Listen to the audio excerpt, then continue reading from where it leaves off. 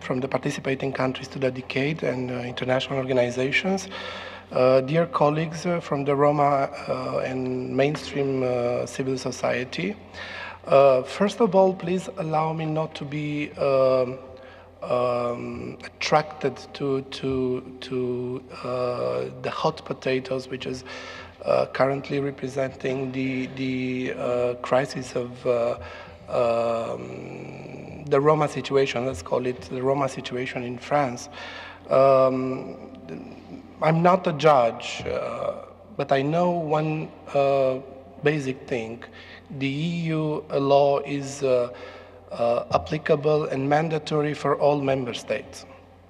I'm not a judge to decide whether paying someone in order to give up of one of their fundamental rights, and the right to the free movement of the citizen, one of the 4 fundamental freedoms in the European is right or not. I'm not a judge also to decide whether the fingerprinting and deporting large groups of citizens identifies on the basis of their ethnicity is good, it's lawful or not. All I know is that I'm confident that the Commission, as in its capacity of guardian of the treaties, and the community judge, le juge communautaire, will decide this in a wise manner accordingly.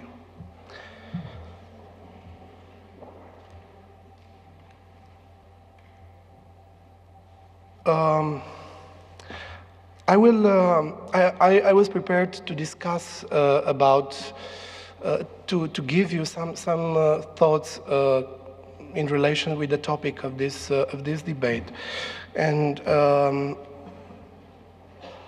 I would start by saying the European approach to Roma inclusion. Is there such things nowadays? I would propose you to review a bit some recent facts and an answer to the question: does the major stakeholders across the Europe have contemplating the Roma issues until now? In the last years, the Commission, until a few months ago, has contemplating the responsibility of the member states in tackling the Roma issues. It raises its shoulders while whispering about the lack of political commitment in the member states, or no mandate from the Council, and so on. Another fact is that the accountable, in brackets, high-level representatives in member states has simply transferred their responsibility at the EU level, selling it as a European problem. The Roma problem is has an European dimension, while abandoning their fundamental mission in tackling the problems that their own citizens are facing. The Parliament, the European Parliament, has issued many resolutions with no legal force towards the member states, but useful for the general public's awareness. Also, the civil society has constantly pushed in the last years for a European Roma platform or an EU Roma strategy. But there is a but. Early this year, before the second EU Summit of Roma in Cordoba, and following a Council decision, the Commission has sent through its communication a strong and encouraging message to the member states. The EU money for regional development can be and should be used in tackling one of the most ignored issues that lies at the heart of the Roma inclusion. I'm talking about housing. and it's about the possibility to build social houses and refurbish the existing stock of social houses for the benefit of vulnerable groups, especially for Roma. And finally, as we said, the Commission has investigated the latest breaching of the treaties and the EU-derived community law of a member states considered to be le pays des droits de l'homme.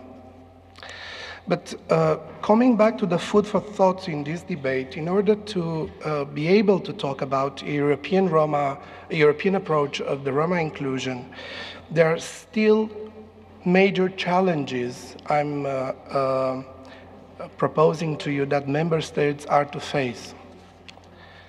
The first one would be how to avoid the risk of creating and adopting another ambitious EU-level strategy, such as the former Lisbona strategy or the newly launched Europe 2020 strategy. The experience showed that without adequate funding, without political will and expertise at the national level, we will be a witness of promoting but slogans. The second challenge I'm proposing to you is represented how the member states to be more skillful and interested and motivated in using at the fullest the existing opportunities in creating prosperity for their citizens and including Roma. The third challenge is how to mainstream the human rights and especially the gender perspective in respect for the fundamental freedoms in all the social policies which are to be developed in the member states. The experience also showed that with good intentions and blinded by the financial opportunities, we can create ghettos. We will feed an exclusion circle. Another major challenge too often ignored would be how to put at work the latest technological innovations and developments in the service of the most disadvantaged groups. In other words, how the public funded scientific research agenda is responding to the practical constraint of their daily lives of the most vulnerable groups. Last but not least, maybe some of you are tired to hear this. To what extent and how the existing Roma expertise will be fully involved in shaping such strategies at European level? Thank you very much.